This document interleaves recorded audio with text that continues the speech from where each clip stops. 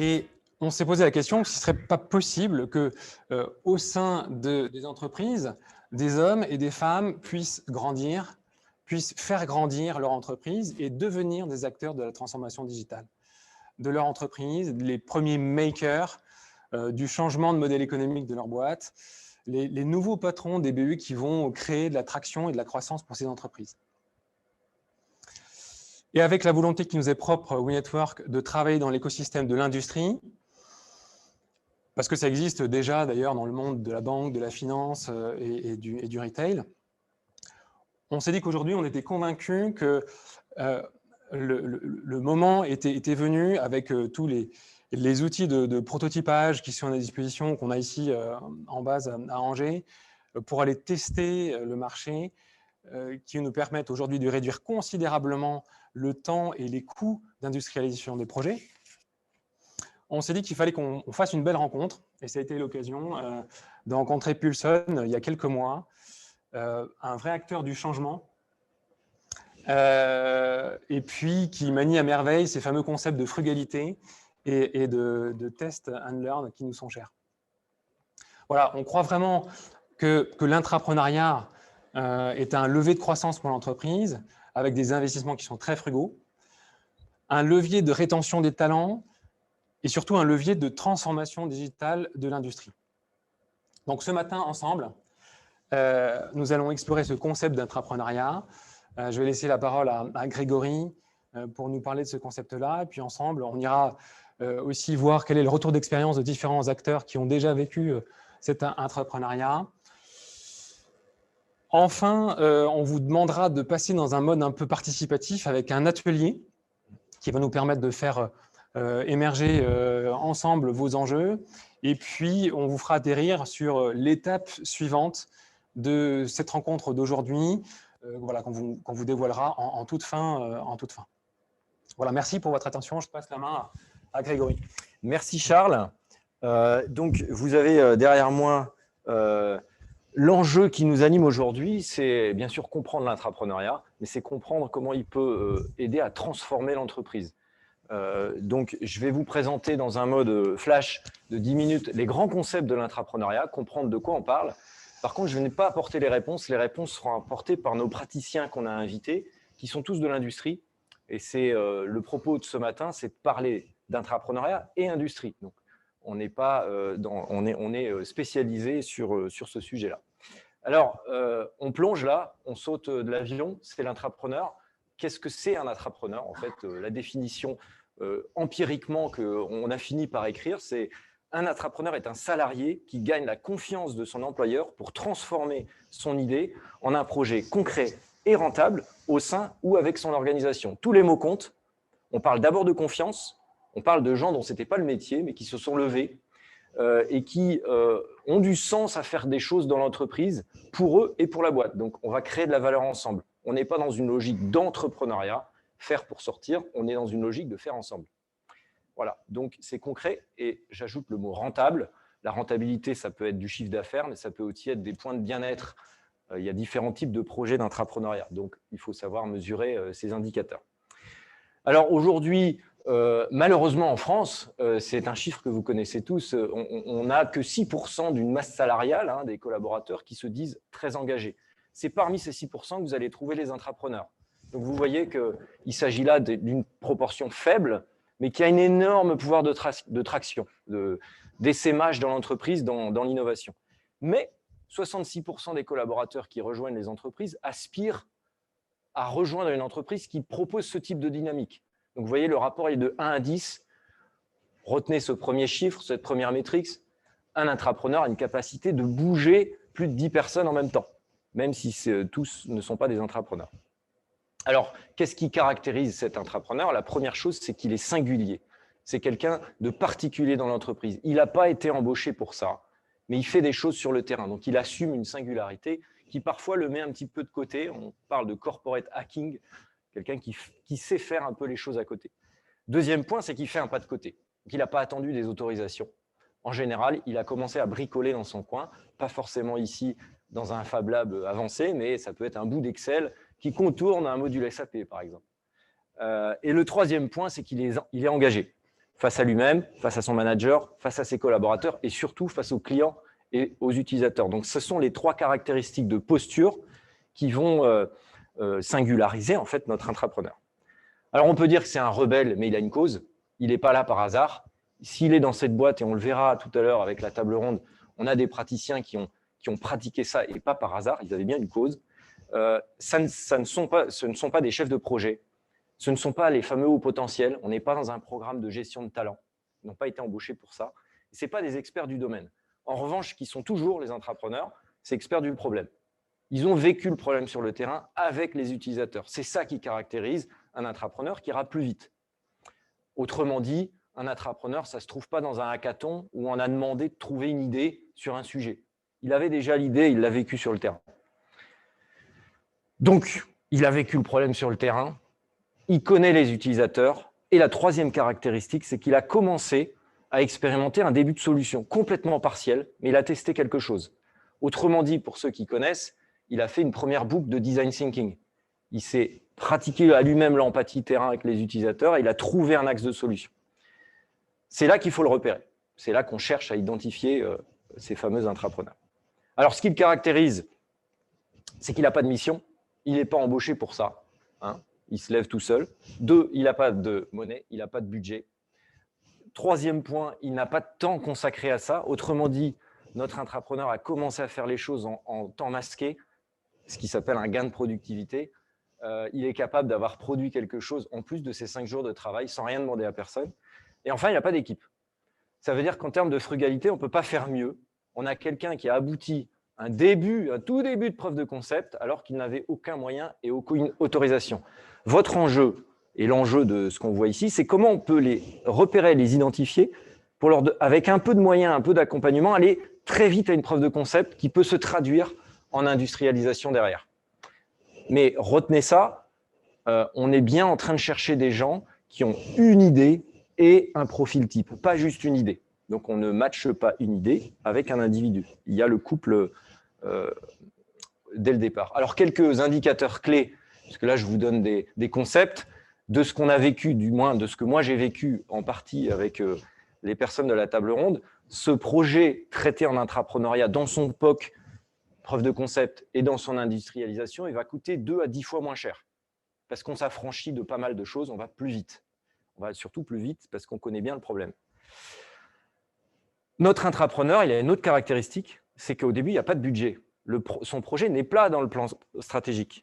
Il va trouver un sponsor et un budget tout seul, par du pitch, dans la boucle d'amorçage. Donc, c'est un budget frugal qui n'existe pas. Il a la capacité d'aller convaincre en interne pour le trouver, des sponsors internes. La métrique que moi j'ai pratiquée, mais elle est un peu plus élevée, c'est 50% des projets qui passent dans des programmes d'intrapreneuriat passent en industrialisation. On verra tout à l'heure avec Gérard, avec la SNCF, qu'on est plutôt aux alentours de 75%. Pour ceux qui sont dans des labos d'innovation, on n'est pas du tout sur ces taux de transformation-là. Donc, on est sur des budgets faibles, un temps accéléré et un taux de transformation fort. Et enfin, le 3e point, mais ça je l'ai déjà dit, notre intrapreneur embarque très largement. Dans les grandes structures, les études montrent qu'il embarque plus de 100 collaborateurs dans son projet. Parce qu'il va chercher un bout de développeur, parce qu'il va faire tester, parce qu'il va communiquer. Et donc, il crée une traction pour transformer la boîte par l'interne, l'organisation. Alors, bien sûr, on dit ça, mais qu'est-ce qu'on fait des intrapreneurs? Qu'est-ce qu'on fait si on ne les identifie pas? Il se trouve que 47% des intrapreneurs ne sont pas identifiés. C'est un petit volume, hein. On est en train de parler des 5% de la masse salariale. Ça veut dire que la moitié des salariés ne sont pas identifiés. Et qu'est-ce qu'ils font s'ils ne sont pas identifiés et révélés? Eh bien, soit ils sortent et ils créent leur boîte, donc ils passent dans l'entrepreneuriat avec le risque complet, ou ils vont chez le concurrent. Autrement dit, c'est une perte sèche. Parmi les 5% de haute valeur ajoutée en développement frugal, 50% sont perdus si vous ne faites rien. Donc, c'est l'enjeu qu'on a avec WeNetwork aujourd'hui, c'est vous aider à identifier et à traiter les petits flux qui vont faire demain des leviers de croissance avec vous. Alors, les freins principaux, là, ce que je vous présente, c'est issu d'une étude qui date de 2016 qu'on a fait, mais qui reste vrai dans ces chiffres. Le premier point pour parler d'intrapreneuriat, c'est qu'il faut que la direction porte le projet. il faut qu'il y ait un axe de transformation et qu'il y ait un sponsor du programme. Donc, la réticence de la direction à faire confiance à des gens qui n'ont pas été embauchés pour ça, c'est le premier frein. Le deuxième, c'est la charge potentielle des intrapreneurs. Autrement dit, il faut leur libérer une partie de leur temps.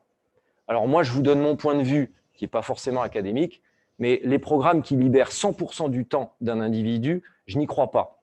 Je n'y crois peu. Alors ça peut marcher, mais il vaut mieux libérer une partie du temps et continuer à travailler en frugalité dans cette zone-là. On est en train de parler d'1 jour par semaine en moyenne. Et enfin, un management inadapté, puisque pour que l'intrapreneur puisse bosser pas complètement en temps masqué, il faut que son manager lui donne le droit de le faire et que les RH suivent aussi. Alors, son premier enjeu à l'intrapreneur, et c'est là où vous devez l'aider, il doit construire une équipe.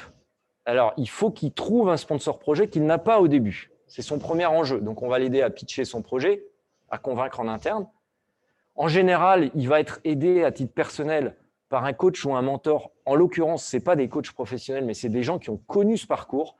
Gérard, Pierre, Guillaume et Nicolas nous en parleront après. Être aidé avec avec quelqu'un qui l'a fait, ça fait grandement accélérer. Et enfin, il constitue une équipe et sa caractéristique, c'est qu'il va faire ce qu'on appelle du crowdsourcing, c'est-à-dire qu'il va aller récupérer des bouts de gens dispo, 3 jours de dev par-ci, quelqu'un de la com sur un jour. Donc, il ne va pas constituer une équipe ad hoc. Il va se servir souvent de ressources qui peuvent être dispo dans un labo d'Inno, mais il va aller chercher des gens qui ont envie de bosser avec lui. Et c'est ça la dynamique de transformation, notamment digitale. C'est que là, évidemment, on va essayer de brasser en distanciel.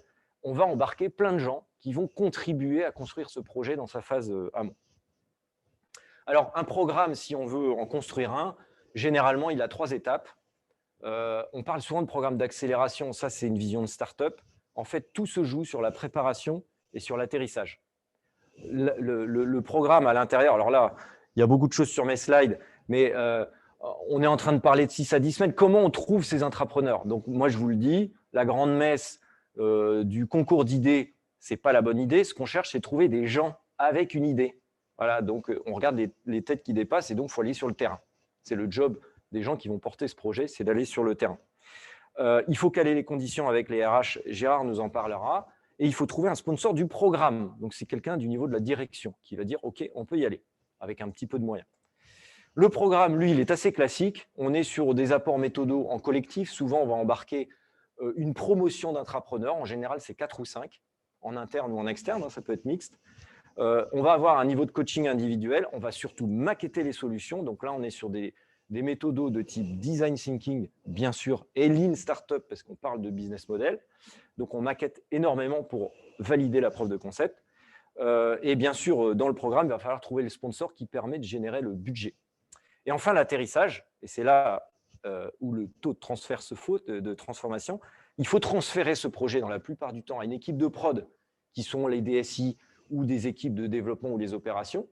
Mais dans un cas sur 2, quasiment, l'intrapreneur va porter le projet dans sa phase d'après. C'est l'expérience qu'on va voir juste après, c'est-à-dire qu'il se transforme lui-même dans son poste de travail. Et dans certains cas, on a le cas qui s'appelle la spin-off, et qui est un peu un cas d'exception, en tout cas, ce n'est pas le cas majoritaire, où le projet va se développer à l'externe avec l'entreprise actionnaire ou meilleur client de cette spin-off. Et enfin, il ne faut pas oublier la valorisation et l'essaimage. J'arrive, je suis dans mes 11 minutes, il m'en reste une, c'est ma dernière slide, je crois, pour poser le concept. N'oubliez pas, l'intrapreneur, il est responsable de son projet. On ne le dépossède pas. En agilité, on va appeler ça le product owner, mais il est plus que ça. Il est entrepreneur de son job, quelque part, en faisant ça en interne. Et si vous montez un dispositif, et si nous, on le fait avec WeNetwork pour vous aider là-dessus, ça ne fait que faciliter le parcours. Autrement dit, beaucoup d'intrapreneurs arrivent à faire les choses sans être aidés. Par contre, c'est des gens qui sont hyper engagés. Et donc, n'oubliez pas, si vous ne mettez pas un tamis pour repérer ceux qui ont cette capacité-là, vous perdez de la valeur qui part sur le marché, le second marché, c'est-à-dire vos concurrents. Alors, on va passer dans la deuxième phase. Donc là, on va mettre, il va y avoir un petit setup pour basculer sur la table ronde, donc nos 5 intervenants. Donc, je vous retrouve dans 30 secondes, un petit peu à droite, avec les intervenants. C'est parti. Alors, nous voilà de retour Nous voilà de retour sur cette fois-ci une autre scène qui est la table ronde. Donc, je ne vous cache pas qu'en distanciel, c'est un peu sport, mais on essaye de vous donner un format interactif et un petit peu mieux que chacun fasse caméra. Donc, merci d'être là tous les quatre. On a aussi Nicolas Renoux qui va nous rejoindre, mais en distanciel, de la SNCF qui ne peut pas être parmi nous aujourd'hui, qui va intervenir en deuxième partie. Donc, comme j'évoquais tout à l'heure, l'idée, c'est que j'ai posé les concepts, mais les réponses sont nos praticiens qui les ont. Et donc, on va voir en détail comment l'intrapreneuriat facilite la transformation, et notamment digitale, dans les entreprises. Alors, Gérard Legrand, bonjour, rebonjour. Gérard Legrand, la SNCF. Donc, la première question, donc Gérard Legrand a mené un projet en 2017-2018, un programme d'intrapreneuriat au sein de la SNCF Pays de la Loire, donc qui a embarqué 4 projets avec 7 intrapreneurs. Donc, la première question qu'on a envie de vous poser, c'est comment ce programme est né et quelles sont ses caractéristiques clés pour que ça fonctionne bien? Alors, comment il est né? Ce qui est important déjà de comprendre, c'est que ce n'était pas une demande. Ouais. Il est né spontanément. Il est né d'une discussion entre collègues où on parlait. Alors, on est en 2017. Le mot intrapreneuriat n'était pas du tout à la mode. C'était un entrepreneurship. Donc voilà. Donc il est né d'un coup de Google, voir ce que c'est, etc. Ouais. On a découvert des choses. Puis on s'est dit, il y a peut-être quelque chose d'intéressant à explorer. Puis on était à la recherche d'un projet dans notre équipe qui travaillons sur tout ce qui peut être en rupture, qui n'était pas technique, parce qu'on travaille beaucoup sur la technologie. Et on s'est dit, il y a peut-être quelque chose à faire pour trouver des relais, des nouvelles idées, etc. Donc on s'est dit, bon, on va monter le truc. Au départ, donc j'ai pris ce truc-là. Je me dis, tiens, c'est nouveau, ça m'intéresse, je vais essayer de travailler là-dessus. Donc, il faut rappeler qu'on est en 2017, ouais. On en parle à peine de l'intrapreneuriat. Donc au début, je regarde un peu ce que c'est. Et puis je prends une feuille. Enfin, j'ai un réflexe d'ingénieur. Je prends une feuille blanche, puis je commence à faire le plan, etc. Bon, voilà, ok. Très vite, je me rends compte que c'est pas la bonne méthode, que je tourne en rond. Ouais. Donc moi, mon réflexe, c'est intelligence collective et j'en parle autour de moi, je trouve d'autres collègues et on commence à se dire, est-ce qu'on ne montrait pas un truc, un programme pour aider les gens, pour essayer de trouver des nouvelles idées. Très vite, je me dis qu'il faut que je trouve un sponsor, donc j'obtiens un rendez-vous avec ma DRH. De l'époque, donc la DRH de l'entité dans laquelle j'étais, donc c'était une DSI dans laquelle on était. Je vais plus loin parce que la DRH de ma DSI c'est bien, mais je vais voir le DRH de la direction régionale locale, Pays de la Loire. Et puis le directeur de la DSI, voilà. Donc on dit combien ça coûte. Donc finalement, vous trouvez un sponsor. Oui, je trouve un sponsor. Enfin, un sponsor, derrière, il y a l'idée du budget. Donc, on me dit combien ça coûte, je dis 0, puisque de toute façon, pas de budget. Pas de budget. Donc, du coup, 0 en général, c'est facile à obtenir. Et un peu de temps avec des gens. Donc, on monte le truc. Ensemble, donc on fait quelques ateliers, on a habitué des techniques classiques agiles, donc on fait des ateliers, on construit un début de charte, on construit un début de parcours pour les gens, mais le sujet clé, c'est comment on trouve les entrepreneurs. Donc finalement, vous créez un cadre avec un groupe divers de managers, directeurs qui ont leur point de vue. Des anciens entrepreneurs, des chefs de projet, des gens qui ont déjà vécu ce genre de choses, des RH, des managers. Donc vous avez brassé large en fait. Hein, ça, oui. Et puis j'ai cherché, j'ai trouvé. Mon critère, c'était de trouver des gens qui étaient ouverts. D'accord. Qui étaient ouverts et qui voulaient essayer. Qui avaient envie d'y aller. Et comment on trouve les entrepreneurs. Donc ça, c'est la clé. Donc effectivement, comme tu l'as rappelé, on ne s'est pas dit qu'il fallait faire un appel à projet. De toute façon, tout ça, c'est des choses assez lourdes à mettre en place. Donc moi, ce que j'ai dit, c'est on va faire appel à nos réseaux. On a tous des gens qu'on connaît, des salariés, des gens du terrain ou des choses dont on a entendu parler, puis par bouche à oreille. Donc on était 10 personnes, hein, une dizaine de personnes, petite dizaine à travailler là-dessus. Donc j'ai dit, bon, on va organiser ce que j'ai appelé le petit déjeuner poulain. J'ai appelé ça parce que j'avais amené du chocolat poulain et aussi parce que chacun devait amener un poulain, donc quelqu'un qui avait quelque chose à proposer. Donc finalement, l'idée, c'est de dire, on est un groupe, on va aller voir sur le terrain, on va regarder les têtes qui dépassent et on va leur proposer de venir nous présenter, si on les trouve, leur projet. En fait. C'est ça, on va leur dire, présentez-nous votre idée, qu'est-ce que vous avez envie de faire, et nous, on leur présente aussi ce que nous, on peut faire pour les aider. D'accord. Je ne vais pas parler de tous les projets. On a eu 6 candidatures, entre guillemets, parce que ce n'est pas une sélection. On a eu 6 sujets, on en a retenu 4. C'était amusant, c'était plutôt des binômes qui sont arrivés. Et on a vu arriver des gens qu'on n'attendait pas. Moi, je m'attendais à avoir des chefs de projet. Et en fait, finalement, on a eu, par exemple, sur les 7 collaborateurs, il y avait 4 contrôleurs, 2 personnes qui travaillent dans les technicentres et une personne qui travaille en DSI. Donc là, le profil, c'est vraiment des gens terrain. C'est ce qu'on évoquait dans l'intro, confrontés à des problèmes concrets face aux usagers, aux voyageurs, etc. On n'est pas sur des sachants. Non, pas du tout. On est sur des gens qui découvraient complètement, qui nous découvraient, qui ne connaissaient absolument pas, à part celui qui avait identifié la personne, mais qui découvraient ce monde-là. Alors, comme c'était nouveau pour nous, c'est encore plus nouveau pour les utilisateurs. D'accord. Voilà. Et alors, ces projets, on ne va pas rentrer dans le détail parce que juste après, Nicolas, qui est un des intrapreneurs de la promo, va incarner le sujet. Qu'est-ce que c'est les métriques? On avait 4 projets, 7 intrapreneurs. Comment ça s'est transformé finalement? Alors, sur les 4 projets, il y en a 2 qui sont partis en prod, donc on est bien sur 50%. 50%. Voilà. Je ne me suis pas trompé. Bah si, tu as dit 75. Jusqu'à 75. Oui. OK, donc 2 sont actuellement en production. D'accord. Donc, soit industrialisé plus localement. D'accord. Mais 2 fonctionnent toujours. Donc, Nicolas va parler d'un des projets. Donc, on rappelle, c'est des projets qui ne seraient pas passés en prod, en Indus, si on n'avait pas été les chercher comme ça. Ils n'étaient pas dans le plan stratégique. Ils n'auraient tout simplement pas existé parce qu'ils n'auraient pas été identifiés, en fait. Tout à fait. Oui. Voilà. Est-ce que c'est des projets en termes de performance? Est-ce qu'ils contribuent à la valeur créée pour la boîte, alors en valeur créée pour les agents ou pour le processus de travail? Indéniablement, parce que de toute façon, ce sont des projets qui répondent à un irritant fort. Donc, en général, c'est des gros problèmes. Oui. Donc, et puis surtout, ils collent parfaitement aux besoins. Puisqu'ils ont été créés par les gens qui ont le problème. Donc, il n'y a pas de fioriture, il n'y a pas de fonctionnalité.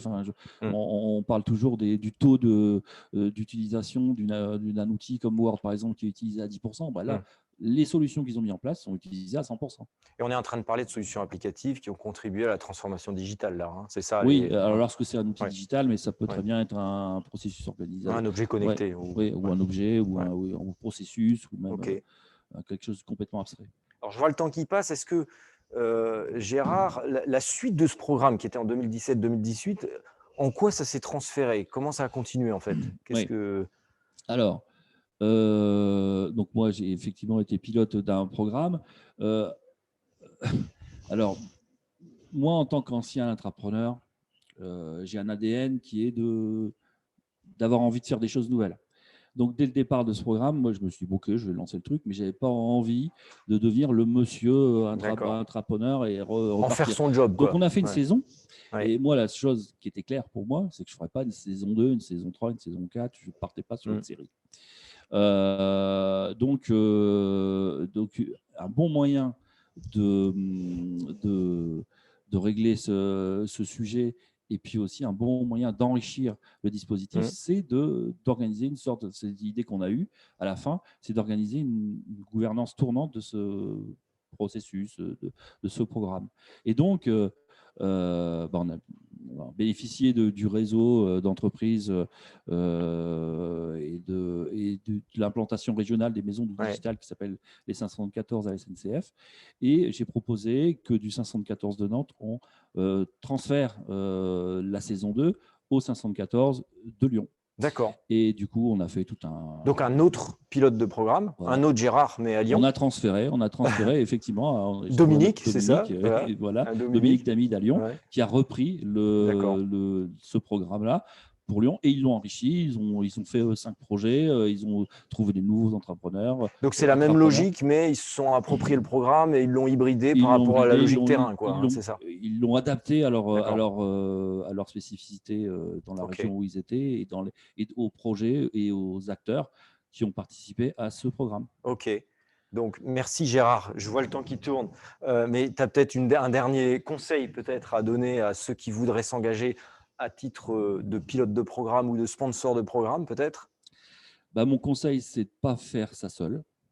C'est d'utiliser l'intelligence collective en tant que pilote. En tant que sponsor, mon conseil, c'est d'essayer de taper sur les différents acteurs qu'il y a autour de l'intrapreneur, que ce soit les personnages clés, c'est le manager de l'intrapreneur, la DRH, et les contributeurs et l'intrapreneur lui-même. Voilà. Donc, c'est d'entourer, de voir cette espèce de cercle qui est autour de lui et d'essayer d'agir là-dessus. Parce que quand tu présentais ton cercle tout à l'heure avec pas de mission, pas de monnaie, pas de temps, pas d'équipe, là, je me suis dit, c'est pile poil ça. Et surtout, les contrôleurs qu'on avait sur eux, ils avaient pas de mission, forcément. Leur mission, c'est de faire du roulement, etc.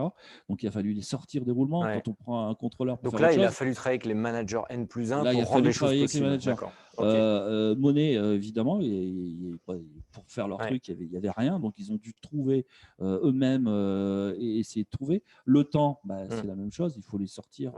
Donc, on a négocié avec les managers et c'est important là d'avoir un sponsor. Bien sûr. Le manager N+1, c'est bien, mais pour autoriser à sortir quelqu'un, c'était vraiment le gros machin. Et puis, pas d'équipe ou même pas de matériel. Quand on a fait les bootcamps ils n'avaient pas de PC.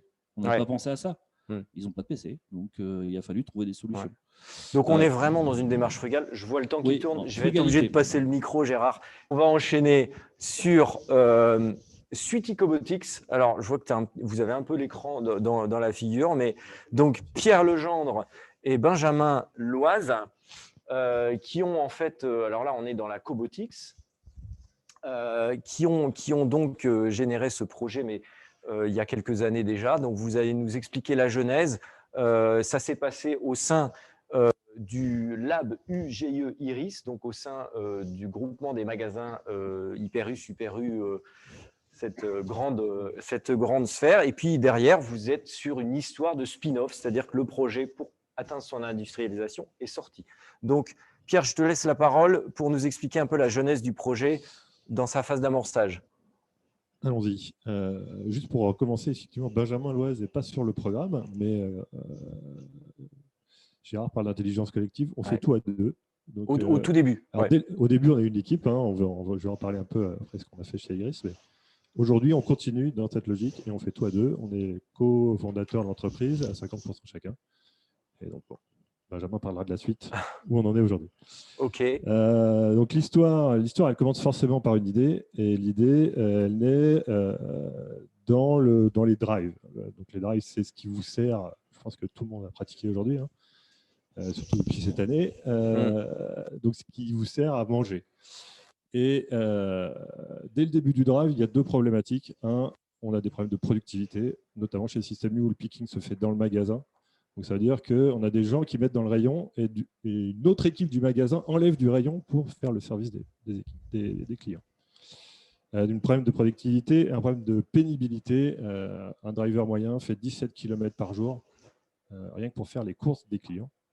Donc, au bout de 6 mois, on a des TMS, on a des gens qui disparaissent. Donc ça, c'est quelque chose que vous aviez constaté, ça, vous avez vu. vu. Constats qu'on avait. Problème. Et là, on est déjà 2015, donc le drive a 5 ans à peu près. 2015, on a déjà des problématiques de pénibilité, de productivité. Les magasins, on a du mal à passer un stade parce que les magasins n'arrivent pas à justifier une rentabilité sur leur drive. D'accord. Donc ça, c'est l'idée. Début 2015, fin 2015 plutôt, on a chez Iris, donc l'informatique de Système U, un contexte qui s'ouvre complètement. Il est décidé de mettre en place un programme d'innovation complet. On a un Fab Lab qui arrive, On a du temps qui est dédié aux équipes, qui est offert à chacun, 2 heures par semaine, offert à chaque collaborateur pour mettre en place ses idées. Donc la fameuse libération du temps, là. On a du temps, effectivement. Okay. Tu parlais de temps tout à l'heure. On a du temps. On a un espace de travail unique qui ressemble à celui-ci, à Weekend Work en plus petit. Quand même. On a une personne qui est chargée d'animer l'espace et on a surtout, j'allais dire, open bar de la direction. C'est-à-dire que la direction est complètement acquise à cette histoire d'innovation et donc ils nous disent ça y est, vous avez 2 heures, exploitez-les. Donc là, si je comprends bien, le processus intrapreneurial qui ne s'appelle pas comme ça, il est dans la direction de l'innovation, il est vraiment dans une logique de… Ouais, on ne parle pas d'intrapreneuriat. Le mot n'existe pas déjà. Il n'existait pas, effectivement, en 2015. Ouais. Et puis, dans l'esprit de la direction, il s'agit plutôt de faire remuer un peu l'interne parce que ça ronronne, et puis de recréer une attirance pour Iris, parce qu'ils ont du mal à recruter, ils ne sont pas connus sur la place, etc. Donc, attractivité, nouveaux collaborateurs, ok. Et alors, il n'y a pas cette logique de… il y a une logique de je fais des projets. Éventuellement pour moi, il y a une imprimante laser, par exemple. Ah oui, donc c'était aussi un peu Fab Lab, on pouvait venir… On fait des bricolages pour en faire des cadeaux à leurs familles, tout ce qu'on voulait. Et donc, en tout cas, il y a des conditions qui sont idéales pour créer. Il y a du temps, il y a des moyens, la technique en tout cas, et il y a la confiance de la direction. On arrive, nous, avec un projet où on apporte finalement aux clients d'Iris, on va apporter de la valeur. Donc, on a une porte d'entrée grande ouverte. Grande ouverte, d'autant plus que la direction, elle ne sait pas trop, elle cherche un peu sur ce programme. Donc, ils ne savent pas trop où ils vont. Il y a une certaine naïveté de l'équipe de direction, j'allais dire. J'espère qu'ils ne vont pas voir ce qu'on est en train de faire. Il y a une certaine naïveté de l'équipe de direction qui dit allez-y, faites des choses. Voilà. Et puis, on verra où ça va. Et je reprenais l'autre jour les slides qu'on avait fait à l'époque. Et sur les slides, on avait déjà écrit que l'objectif, c'était de créer une entreprise. Est-ce que, alors ça, c'est une vraie question qui est d'ailleurs posée sur le chat. Combien de projets partent en spin-off, comme on dit? Un spin-off, c'est une externalisation. On n'a pas les chiffres. Et ce que je peux vous dire pour moi piloter des programmes, c'est que c'est une exception, en fait. C'est une exception, le projet qui spin-off. C'est une belle histoire. Ça arrive. C'est celle qu'on voit parce qu'elles font la une sur Ouest France, mais en l'occurrence la vôtre. Mais d'ailleurs, l'image qui est derrière, c'est bien le cobots là, que vous voyez en rayon en train de faire le job. Mais c'est reste une exception, cette histoire de spin-off. On est le seul cas chez Iris. Voilà, c'était le seul cas. Bon, on va voir juste après comment ça s'est passé, mais voilà. Restons sur donc, les conditions. Donc, on est sur des conditions idéales, on a du temps, on a un accès à la direction directe. C'est-à-dire que quand on vient raconter ce qu'on veut faire, on pitch devant la direction. Donc, on a une réponse en live, oui, non, on fait ça, on ne fait pas ça. On a du temps, on a une direction, je ne sais plus les autres. On a une équipe motivée. Alors, contrairement à ce que tu dis, on a une équipe de chefs de projet. Alors, vous aviez… Donc, il y a une équipe qui se constitue. On n'est que 2 à être sortis, mais on était 6. On a commencé à 8. Il y a un noyau de 6 qui s'est formé au fil de l'eau. Et c'est 100% de chefs de projet. Est-ce que, juste avant de passer la parole à Benjamin, en termes, alors sans citer les budgets, Pierre, comment cette phase de créer un démonstrateur, ce qui est quand même pas rien dans l'industrie de créer ce genre d'engin, le faire en interne versus le faire autrement dans une procédure classique, est-ce qu'on a gagné? Est-ce qu'on a gagné en budget? Est-ce qu'on a gagné en temps? Sur quoi on a gagné en fait, essentiellement? On n'a pas gagné en temps. Ça, c'est sûr, parce que finalement, on a refait tout ce qu'on avait fait en interne. Une fois sorti. Oui, mais ça, c'est la logique de l'industrie. D'accord.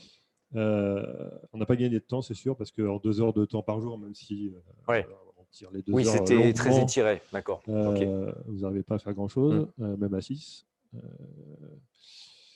On partait de zéro, sur la partie technique en tout cas, puisqu'on ne fait pas des châssis chez Iris, on ne fait pas d'électronique, on fait un peu de code, mais pas sur des robots, donc on ne sait pas faire. Donc le temps, on n'a pas gagné de temps. On a gagné un accès, je veux dire, on a gagné des conditions d'accès. C'est-à-dire qu'on avait un accès au réseau des magasins très, très facile. On a vu tous les associés qu'on voulait, on a été présenter le robot au congrès des associés. Donc c'est plutôt la partie commerciale, marketing qui est facilitée. Donc vous avez été mis en avant en termes d'une innovation par les salariés qui n'était pas fléché dans le plan stratégique, hein, si je comprends bien, et qui finalement a été un flagship, comme on dit, aussi à titre d'exemple, c'est ça, Voilà. pour d'autres qui peuvent réitérer derrière. Alors, je vais encore être méchant, mais on n'a pas senti une volonté de généraliser non plus l'expérience. Ouais. Il y a peut-être là, parce que c'est une réussite à part. C'est une réussite un Ouais. petit peu à part. On a un peu piraté le programme d'innovation. Vous êtes allé beaucoup plus loin on a été beaucoup plus loin que ce qui était imaginé. Au bénéfice de chacun. Alors, peut-être que Benjamin peut nous expliquer. Main, ouais. Voilà, là, on a le switch de masque. Benjamin, donc, au cœur du projet depuis le début, hein, c'est une histoire de duo, vous étiez 6 et vous êtes 2. Donc, finalement, le projet sort du lab.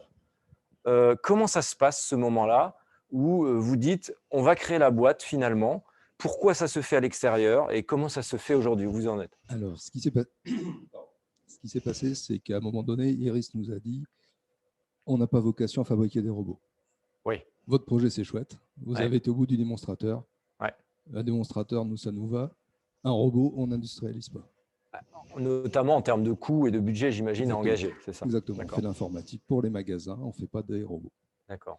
Donc là, on était 6, on s'est réunis, on s'est dit, qu'est-ce qu'on fait? On continue, on arrête, on reprend nos vies d'avant, entre guillemets. Et donc là, avec Pierre, on a dit, nous, on y va. Donc, création de la société. Ok. On en a parlé avec la direction qui était au courant. Donc là, la direction réagit comment quand vous amorcez? Parce que vous êtes hyper accéléré, finalement, si je comprends bien. Vous allez très, très vite. Ouais. Qu'est-ce que vous dit la direction à ce moment-là? Bravo, les gars. Et ils vous disent bravo? Ouais, ils nous disent. D'accord. C'est bien, allez-y. Bon, ce ne sera pas avec nous, mais on vous encourage. Vous devenez un excellent partenaire. C'est ça l'idée? C'est quoi le deal qui se fait à ce moment-là, en fait? Ouais, ils nous mettent sur la voie, entre guillemets. D'accord. C'est-à-dire qu'ils nous laissent les bénéfices du prototype, le site internet, le nom de domaine, par exemple. Ce genre de Et là, choses. on est sur un business model complet qui aurait pu être fait en mode startup, finalement. J'imagine qu'il y en a qui le font dans ce mode-là, et qui nécessite d'aller vite, d'accélérer, de toucher tous les retailers, pas que Système U, j'imagine. Donc oui, évidemment, avec la création de la société, ça nous permet d'adresser forcément un public plus large et d'accélérer, comme disait Pierre, avec 2 heures par semaine, même si on faisait quand même un petit peu plus. D'accord. On ne peut pas développer un produit industriel. Voilà, donc là, pour industrialiser, il fallait passer full-time, quoi. C'est ça, d'accord. Donc, ce qui est important, en fait, aussi, c'est qu'on est parti à 2. Et c'est vrai que faire un projet seul comme ça, c'est quand même, ça paraît très, très compliqué. Le fait d'être 2, c'est quasiment indispensable parce que ça prend beaucoup de temps, ça prend des ressources et ce n'est pas toujours simple.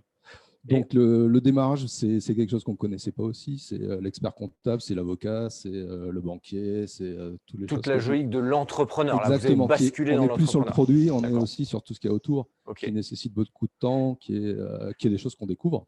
Donc, finalement, si j'essaye de voir par rapport à l'intrapreneuriat, ce projet, pour arriver à maturité, en fait, il fallait qu'il sorte d'une certaine manière pour toucher son marché, avoir la surface globale. Quoi. Exactement, parce que 3 mois après, en fait, l'image que vous avez derrière, le robot ne ressemble absolument pas à celui qui a été développé chez Système. Ça, c'est celui qui existe. Ça n'a rien à voir. Celui-là, il tourne, il est en magasin. C'est pas le démonstrateur, là. Celui-là, il est en magasin depuis, dans l'Hyper U de Guichin depuis maintenant 2 mois. Et donc, vous êtes en pré-série, vous êtes en CC. Il tourne tous les jours.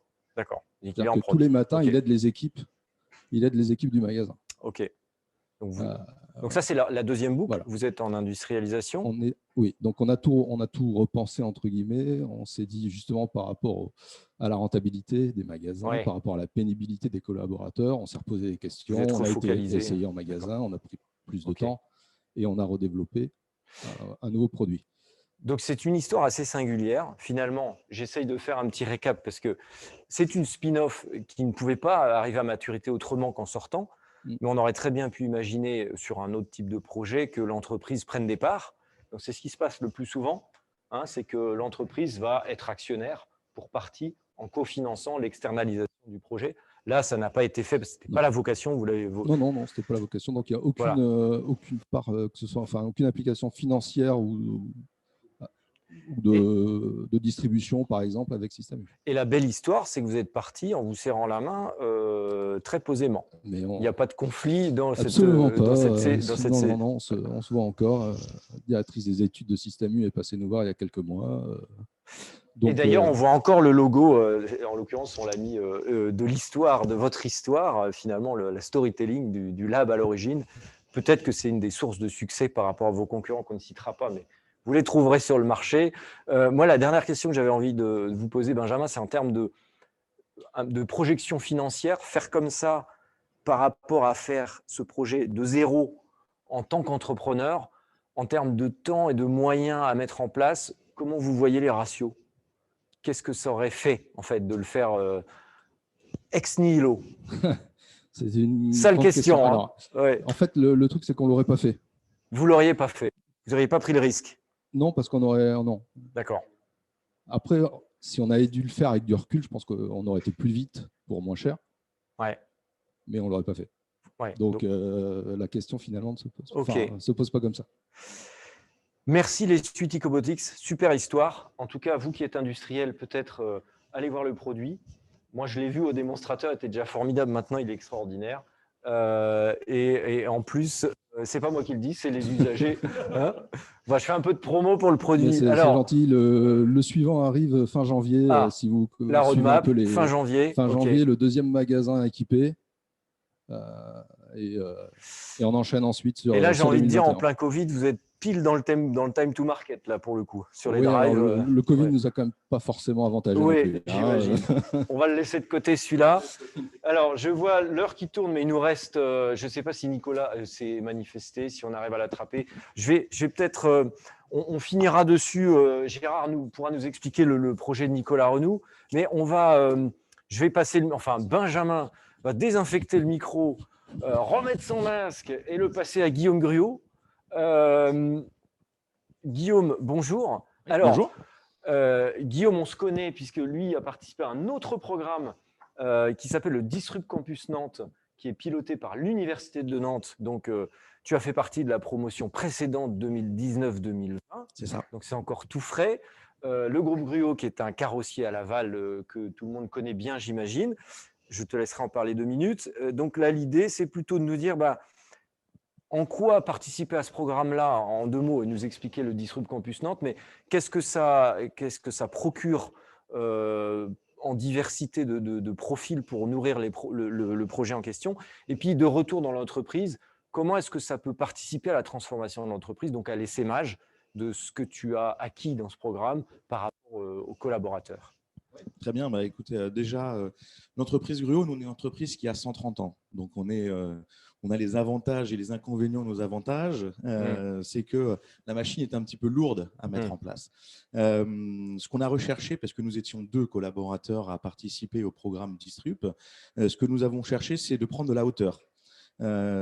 Découvrir de nouveaux univers, découvrir un écosystème que nous ne connaissions pas, que nous avons découvert à Nantes, mais également ce qui nous a convaincus et ce qui nous a plu dans le programme de Disrupt, c'est la diversité des différents profils qui étaient présents. Des profils déjà jeunes, parce que ce sont des étudiants. On les voit là derrière, pas derrière toi, mais effectivement, voilà, c'est l'équipe avec laquelle j'ai eu plaisir à travailler pendant plusieurs mois. Donc, ce sont des profils jeunes, donc qui ne sont absolument pas sur les mêmes problématiques que nous, en tout cas qui ne sont pas formatés de la même manière que nous pouvons l'être. Nous avions une problématique qui était la mobilité du dernier kilomètre. L'entreprise Gruot, tu l'as dit, c'est un carrosserie industriel.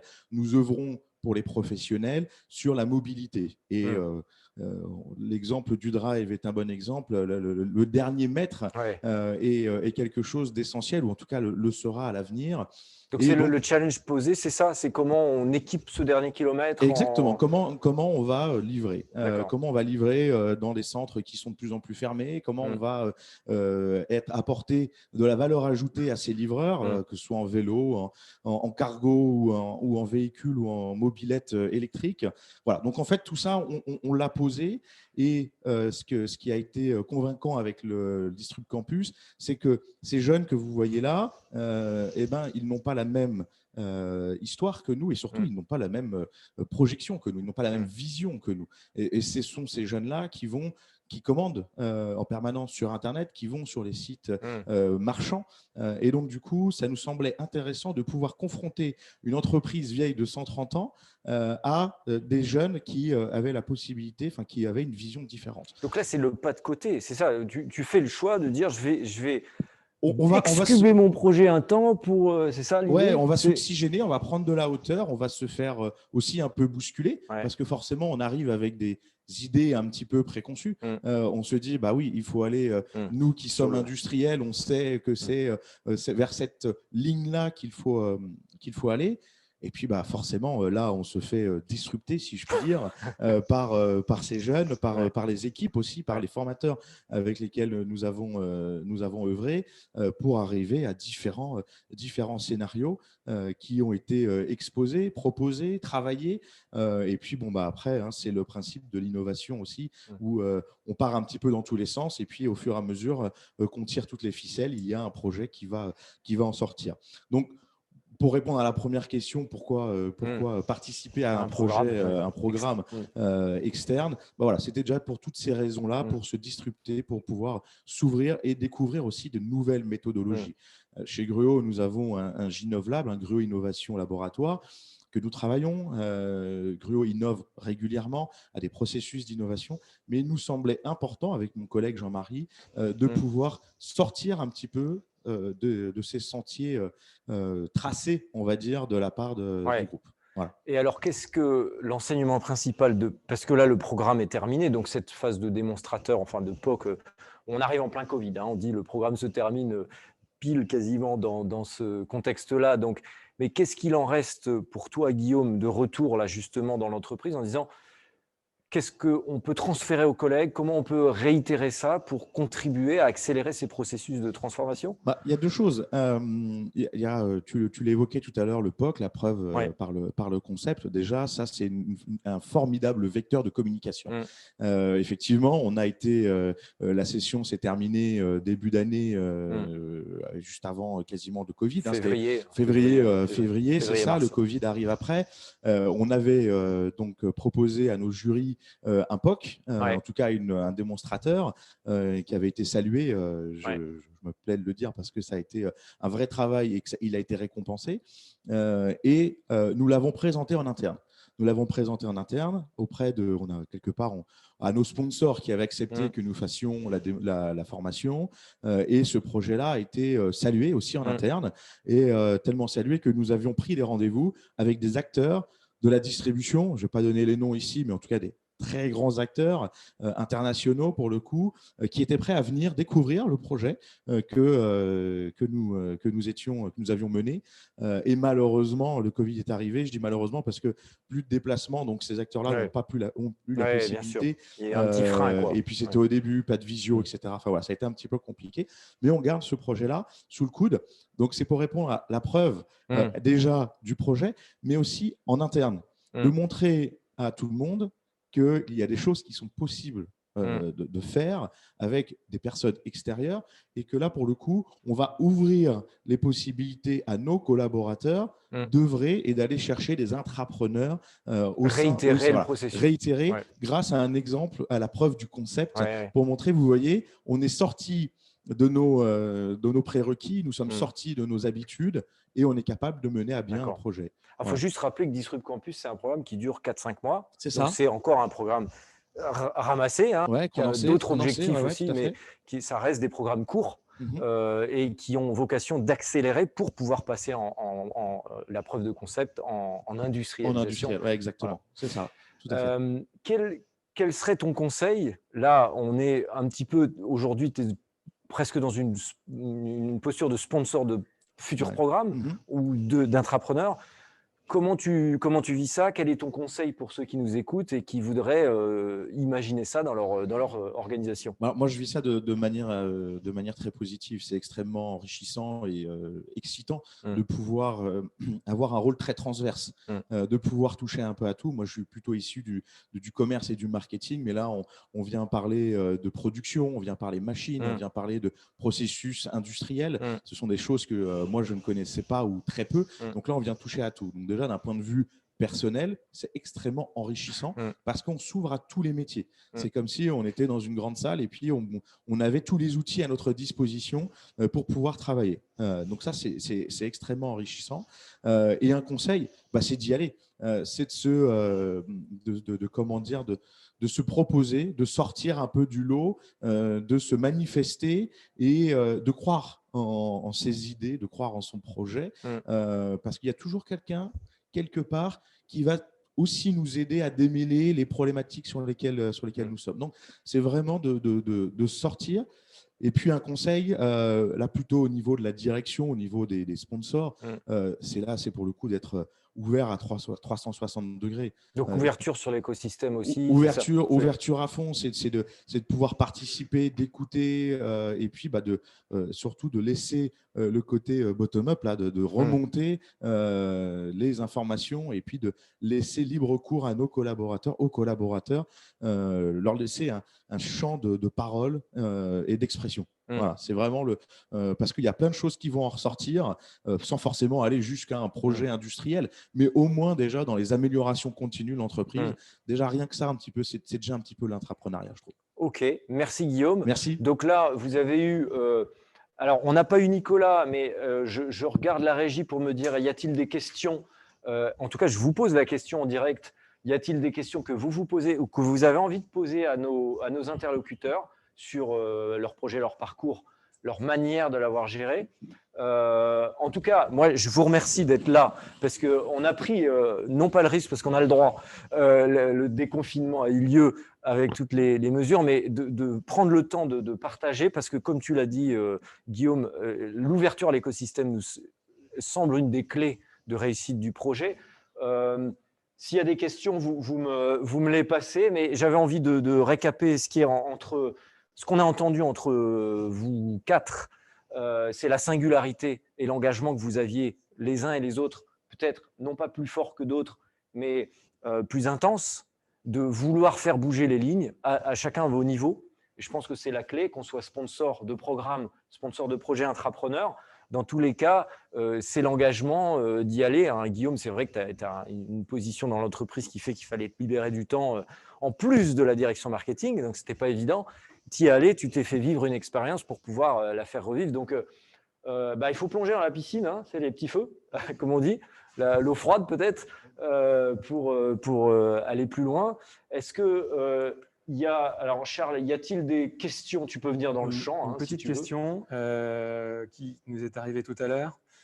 Est-ce que ces projets-là qu'on a vus ensemble sont toujours en lien direct avec l'activité de l'entreprise ou il arrive qu'il n'y ait aucun rapport? D'accord, donc la nature des projets. L'émergence de ces projets-là, d'où viennent-ils? Est-ce qu'ils sont en lien vraiment avec l'activité de l'entreprise? Alors, je me tourne vers nos praticiens.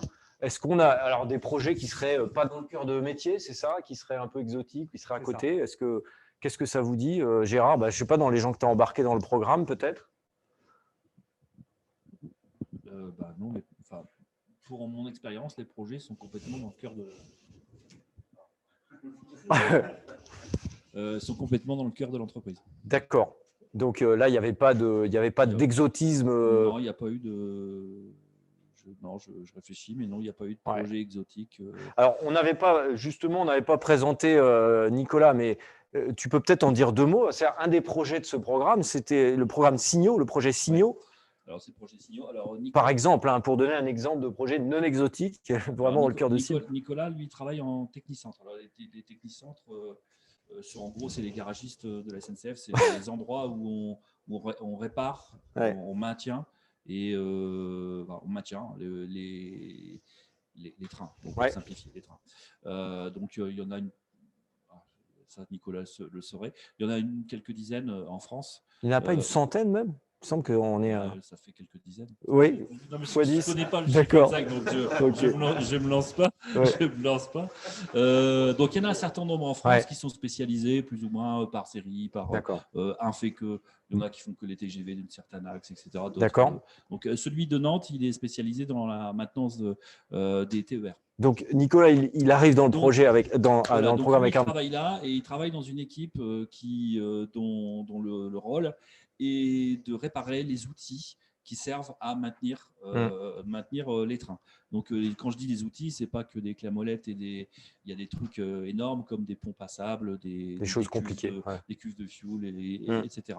Donc, lui, il doit s'assurer, son équipe doit s'assurer que les outils fonctionnent pour qu'on puisse réparer les trains pour qu'ils puissent fonctionner et faire leur mission.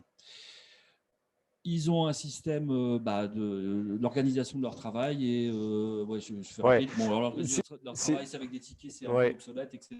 Et ils veulent un truc en mobilité avec des alors nous, on leur fait un truc QR code, etc. Donc ils ont des idées, mais ils ne savent pas du tout. Ils avaient bricolé des choses. Alors, ils avaient bricolé un premier truc. Ils avaient pris un machin open source qu'ils avaient bricolé mais qu'ils avaient fait en Shadow IT. Donc, un début de preuve. D'accord. Voilà, donc effectivement, les deux projets, il y a quand même un point commun entre les deux projets qui sont passés en prod, c'est qu'ils avaient déjà un petit truc. Ouais, on l'avait dit. Les contrôleurs, ils avaient fait un Google Form. Ils avaient bricolé un truc. Ils avaient bricolé un truc, donc ils sont arrivés déjà avec une idée, une maquette, pas une maquette réelle, mais voilà. Donc, ils ont été après plus loin. Donc ils ont réalisé leur truc, ils ont participé au bootcamp, ils ont progressé, ils ont bénéficié de tout ce qu'on a. Et surtout, il y a un moment clé, c'est qu'eux, ils ont le projet de Nicolas avait besoin à un moment donné de trouver de l'argent pour déployer, pour développer une partie. Et ils ont trouvé de l'argent, donc ils ont utilisé leur capacité de pitch. Etc. Donc on leur a appris à pitcher, ils sont allés chercher un budget. Ils sont vraiment allés chercher un budget. D'accord. Devant leur direction, et c'est eux qui l'ont fait. Enfin, moi, je parle de ça, moi je suis pas du tout. Alors c'est peut-être quelque chose qu'on n'a pas évoqué, mais je rebondis là-dessus, c'est le pouvoir de transformation de l'individu. On dit souvent que l'intrapreneur, il va faire un parcours sur lui-même, sur la solution, parce qu'elle n'existerait pas sinon, et sur l'organisation, les 3 niveaux. C'est comme ça que j'ai embarqué les RH. Moi, je les ai appâtés, parce qu'il faut parler le langage des soins. Moi, je les ai appâtés. Quand je les ai embarqués, les RH, je leur ai dit, c'est un projet de transformation managériale. Et alors, il en est où, Nicolas, aujourd'hui, justement, là-dessus, en termes de transfo, lui, pour lui-même dans son parcours? Alors, c'était un binôme. Il y avait Laurent Ganivet et Nicolas Renoux. Laurent Ganivet était le patron de cette équipe de Technicentre. Nicolas Renoux, c'est son adjoint. Laurent Ganivet est parti vers d'autres horizons, d'ailleurs en rapport avec Signio, dans la direction d'activité. Et Nicolas Renoux est devenu le patron de son équipe. Donc, il y a une évolution. Ok. J'essaie de reboucler sur la question. Voilà. Alors là, on est sur un projet non exotique, mais purement dans le cœur de métier. Juste le point que nous avait évoqué Nicolas, c'est le développement de cette appli Signio. Elle a été particulièrement efficace parce qu'elle colle juste au problème. Donc, ce n'est pas un progiciel où on utilise 15%, où on passait beaucoup d'énergie à défaire. Là, il y a vraiment un développement à l'os, autour de l'os, de juste ce qu'on a besoin. C'est une sur-mesure, mais ce n'est pas du luxe. Voilà. C'est une sur-mesure frugale. Alors, la métrique, je la donne parce qu'on avait fait cet échange avec Nicolas, c'est que ce projet, il coûte en moyenne, moins dans l'estimation, quasiment 10 fois moins cher que ce qu'il aurait pu coûter s'il avait suivi les arcanes classiques d'une DSI. Justement parce que c'est porté par des gens qui connaissent le problème et on a développé juste ce qu'on a besoin, rien d'autre. Et je crois que Nicolas, justement, est lui-même en charge de son déploiement. Charles, une deuxième question peut-être ? Voilà, une autre question pour savoir qu'est-ce qui vous a individuellement motivé pour prendre part à ces projets. Ceux qui sont à l'origine de ces projets-là, et puis ceux qui les ont regardés, qui les ont accompagnés, qui les ont fait avancer. Voilà, alors, motivation individuelle. Qui est-ce qui a envie de prendre ? Curiosité. Allez, un ou deux. Plusieurs mots. Alors, moi, je suis un entrepreneur dans l'âme, c'est ma deuxième boîte. Donc, la première ayant échoué, il fallait que j'y retourne, j'avais besoin. Donc, c'est la liberté, si je veux choisir un mot, c'est la liberté de l'entrepreneur. D'accord. Un coup de pchit.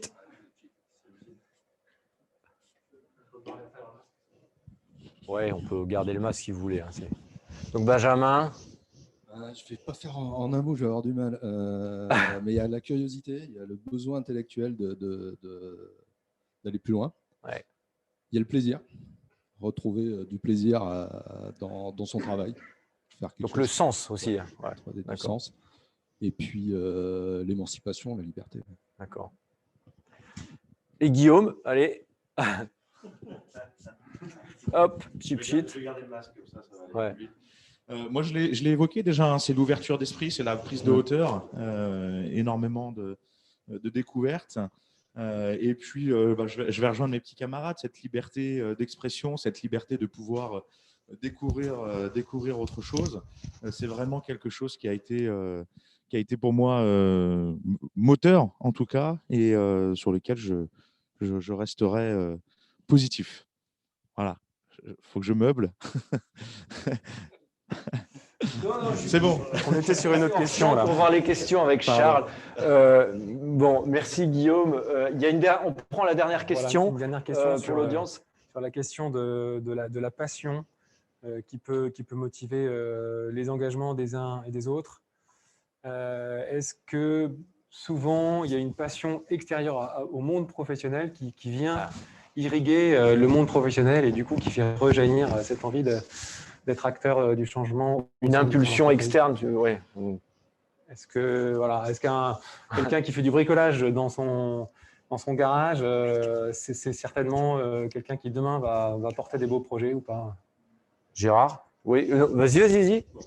Oui, enfin, je pense qu'évidemment, une personne qui a déjà l'ambition d'entreprendre, qui a toujours l'envie de l'amélioration continue, c'est quelque chose qui est extrêmement important et inévitablement va faire sens. Ouais. Néanmoins, je ne pense pas qu'il soit nécessaire d'avoir une passion ou un élément prédominant. C'est peut-être tout simplement l'envie l'amélioration, de pouvoir faire aussi simplement changer les choses, améliorer son quotidien, ça peut être quelque chose. Et puis, on ne s'en rend pas forcément compte, mais ce que moi j'ai envie d'améliorer, mon voisin a aussi envie d'améliorer, et puis là, on embarque les gens dans le projet. Et là, pour le coup, c'est très, très universel quelque part. Alors, j'ai envie de rajouter un point quand même sur l'intrapreneuriat. L'intrapreneuriat ne consiste pas à dire on vous donne des moyens pour faire ce que vous voulez. Je vous rappelle l'introduction, c'est un projet concret rentable avec l'entreprise pour l'entreprise. Donc, on n'est pas en train de faire du macramé ou de la poterie ou de créer. On est en train de faire quelque chose qui a du sens pour soi et pour l'organisation. Alors, pour être précis, pour piloter des programmes, parfois, on n'est pas sur des projets qui sont en pure rentabilité chiffre d'affaires. Un projet classique d'entrepreneuriat, c'est monter la crèche d'entreprise. Il y a beaucoup d'intrapreneurs qui l'ont fait comme ça. Ça peut être de l'innovation managériale ou de processus. On n'est pas forcément sur du produit, peut être sur du processus ou du service. Mais on n'est pas sur l'accomplissement de l'individu extraterritorial. C'est pas le propos de l'entreprise non plus. Faut le dire. Là, on n'est pas non plus dans un startup studio. C'est un autre format qui doit servir des intérêts communs. Gérard, je ne sais pas si sur cette question de la passion, il y avait une caractéristique entre ces gens que tu as embarqués dans les programmes. Je suis assez d'accord avec ce que dit Guillaume, mais en fait, c'est pas nécessaire. Juste, c'est peut-être, ça peut être un signe. Quelqu'un qui a un truc à côté. Moi, je suis des formations, je suis vachement engagé côté maker, etc. Donc, souvent, c'est des makers, c'est des gens qui peut-être ils ont une imprimante 3D, peut-être qu'ils ont imprimé des visières pendant la première phase du Covid. C'est quand même des gens un peu plus engagés que la moyenne, ça on l'a dit. Voilà, mais c'est pas obligatoire. On va pas dire, toi, t'as pas fait de visière, donc t'es pas un maker, donc t'es pas. Voilà, c'est juste. S'il y a ça, peut-être que c'est un entrepreneur potentiel. Okay. Voilà, c'est tout. Merci Gérard. Je vois que la régie me fait le signe du timing. Donc, on va passer à la séquence suivante, qui va être un peu sport, mais on s'est engagé à le faire, donc on y va. La séquence suivante consiste à vous envoyer. Alors, je pense que Hicham va mettre à l'écran quelque chose d'autre. Ça consiste on va se retrouver en petits groupes. Donc, on est dans l'application Zoom, qui va nous permettre de nous mettre en room, donc en salle, vous allez vous retrouver à 4 ou 5 par salle. Vous allez retrouver dans les salles nos animateurs, enfin nos invités qui vont participer avec vous. L'objectif, c'est de prendre 10 minutes en petit comité pour partager sur votre expérience sur 3 registres, l'expérience que vous avez ou pas en tant qu'intrapreneur ou d'intrapreneuriat, les opportunités que vous verriez dans votre organisation et la partie frein, ou ce qui pourrait freiner la mise en place de ce type de démarche. Donc, vous verrez, donc, on va aller dans une application qui s'appelle Miro, que normalement vous voyez à l'écran. C'est une application de travail collaboratif. Donc, cette application, vous avez le lien normalement dans le chat qui vous est envoyé. Vous allez pouvoir vous connecter dessus et vous allez vous retrouver magiquement à 4 ou 5 par room. Donc, l'idée, c'est de travailler en post-it virtuel. Vous choisirez chacun une couleur de post-it que vous voyez en bas à gauche du frame. On appelle ça un frame dans Miro. Vous choisissez une couleur et puis vous répartissez vos post-it dans les 3 registres. Et puis, ça, c'est le premier temps, 5 minutes chacun, individuellement. Et puis, 5 minutes d'échange collectif, de pratique. Donc, il y a peut-être des choses qui seront contradictoires ou des choses que vous regrouperez. Vous pouvez bouger les post-it. Et après, on se retrouve en assemblée pour la clôture dans 10 minutes, un petit peu plus chrono. Et restez bien en ligne parce que vous aurez une surprise avant la fin. C'est un peu comme chez Jacques Martin à l'époque. Mais quand même, il y a quelque chose qui vous attend pour aller plus loin. Donc là, vous allez vous retrouver dans les rooms. On compte sur vous là pour être actif en 10 minutes chrono. Et s'il y a des problèmes, vous restez sur le chat. Vous pouvez chatter entre vous. Voilà. Donc, on se retrouve ici en assemblée dans 10 minutes. À tout de suite. Welcome back sur la partie l'assemblée. On se retrouve en assemblée après ce court moment en petit groupe. On voulait vous offrir ça pour pouvoir avoir un échange un peu plus interactif. Là, on était nombreux, donc ce n'était pas possible en assemblée. J'ai demandé à Charles de me rejoindre pour le finish.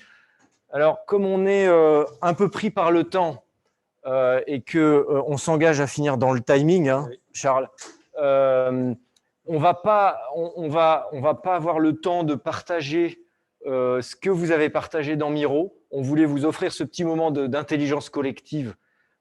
Mais par contre, on s'engage à faire une mini-synthèse puisqu'on va faire un montage en fait, de ce webinaire. Vous avez compris qu'on a monté une logistique un peu complexe de manière à faire une post-production de ce qui a été dit et des éléments que vous avez partagés. Donc, vous recevrez ça dans les semaines qui viennent, dans les jours qui viennent par email. Merci beaucoup en tout cas de vous être prêtés au jeu. Merci à nos 4 tables rondeurs qui ont été parfaits sur tous les registres. C'était sportif. Je vous ai promis une petite surprise. Alors, tout simplement, maintenant qu'on a fait cet apéritif, on va dire, ou ce petit déjeuner poulain, comme dirait Gérard, de l'intrapreneuriat, pourquoi pas vous tester, vous, votre boss, votre N+1, votre dirigeant, vos collaborateurs. Pour ça, on vous propose un outil gratuit qu'on a mis au point qui s'appelle l'Intradiag. C'est le test de maturité intrapreneuriale. Vous le voyez à l'écran derrière moi. Vous le trouverez sur le site web pulson.fr intra-diag. Vous le trouvez, le lien dans le chat. Donc, c'est simplement une manière de vous tester. Ça vous permet, c'est un quiz qui donne un score, qui vous donne un petit peu où vous en êtes et où en sont vos collaborateurs par rapport à ce sujet. Voilà, donc l'action là qu'on vous propose, le call to action comme on dit, c'est allumer ce petit feu pour vous et continuer cette réflexion en interne. Charles, je te laisse la parole sur la conclusion de ce webinaire. Peut-être remonter quelques idées que vous nous avez partagées et qui ont fait tilt chez moi. La question notamment des concepts d'entreprise libérée que j'ai vu un peu dans la bouche des uns et des autres avec un Jean-François Aubry qui nous dit en fait, c'est celui qui fait tous les jours qui sait où il y a le problème. Et c'est là qu'en général, il y a une bonne source d'opportunité de transformation de l'entreprise. Donc, on est bien dans cette logique où on sort du top-down et on revient dans le bottom-up. Voilà, donc cette rencontre touche à sa fin. On vous proposait un temps supplémentaire qui est derrière au travers de ce qu'on vient d'agréger comme information sur vos problématiques, sur vos enjeux. On est en train de réfléchir avec Pulson pour bâtir une offre une offre d'accompagnement à l'entrepreneuriat parce que vous n'avez pas forcément les ressources en interne pour exécuter tout ça. L'entrepreneuriat industriel, hein, qu'on va vous soumettre dans les prochaines semaines. Là, vous qui avez participé, il y aura vraiment un programme avec des objectifs, avec un prix, avec des délais. Et si, en discutant avec vous, on atteint le quota suffisant qu'on aurait fixé à l'avance, eh bien, on pourra déclencher cette première promo dans les prochains mois pour vous permettre de mettre en œuvre l'intrapreneuriat chez vous, dans vos entreprises. Autrement dit, Charles, on s'applique ce qu'on est en train de vous dire. On appelle ça l'interview solution, pour ceux qui connaissent. On va tester l'appétence de ce qu'on vous propose. Le marché prend, le marché ne prend pas. Il y a un besoin, il n'y a pas de besoin. On affinera en fonction. Mais on compte sur vous pour coproduire avec nous en fait, dans la phase d'après, si ça vous intéresse. Hein, c'est ça la démarche. C'est exactement ça. Voilà, merci de votre participation. Merci beaucoup. De votre attention et à très vite. À très vite. Merci.